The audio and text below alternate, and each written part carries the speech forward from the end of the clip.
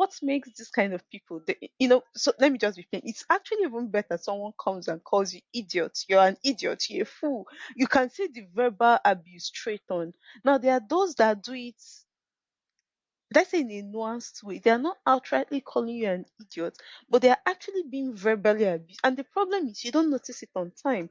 But what happens is those words begin to creep into your psyche.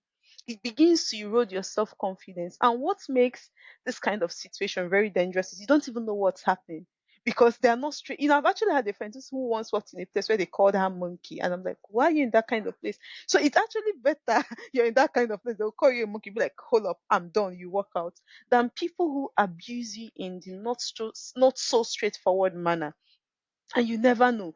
But you notice that one day you wake up, you're not as confident, you're not as outspoken, you're second guessing yourself. Thank you for that, Amos. I love that. Then in our previous conversation, you said something that you equally like. You said that the biggest lessons, right? Or the biggest lesson you learned in this situation was to believe in yourself.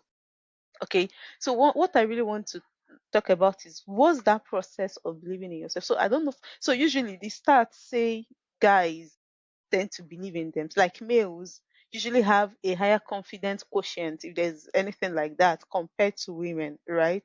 In fact, I was talking with someone a few days ago and I was like, oh, I used to struggle with seeing myself in this light. And first of all, I can't relate. The thing is, I actually have more years of experience than this person. He's a guy just like you, but he couldn't relate. And then it showed me again that there is a disparity between, you know, men confidence and then women and confidence. So I don't know if you're one of these people who have confidence inborn, but if you aren't, I just want to know what's that process of getting to that point where you're like, no, I actually have value. I believe in myself. I don't have to put up with this. So what's just that process where arrived at believing in yourself? Yeah. Okay, okay. I think that this is going to be very interesting. Mm-hmm. Um, I'll talk about myself first and probably try to drop maybe an advice or so. But for Yeah. me, believing in myself, I don't want to say inborn, but has been a thing Mm-hmm. of have been practicing from young.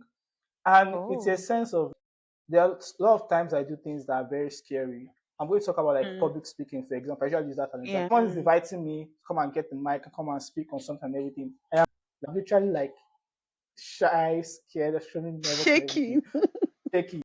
But like craziest thing about it is that like so I'll probably be the one to first volunteer. Okay, let me come and do this. In some cases, Mm-hmm. regardless, and I'll still Yeah. walk, collect it, Mm-hmm. and probably once I Mm-hmm. start, because I mean the old nervousness and like tension and everything Dies sort of down. goes.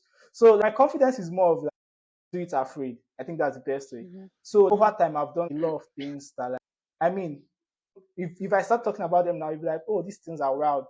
I remember when I left my main job, what I studied in school, to just go all into marketing. That being able to like do a lot of things afraid, like take a lot of risk that like, over time I'm sort of like, okay, yes, because I've done that, I can now do this. That Mm-hmm. talks about okay, because you have a track record, I mean, regardless of the fact that you were scared, you did this. Mm-hmm. Thank you for listening to the Early Stage Marketer podcast. I hope today's story gave you something to reflect on or even something to try in your own work. If you enjoyed it, please subscribe, leave a comment, and share it with someone who might find it helpful. See you next time.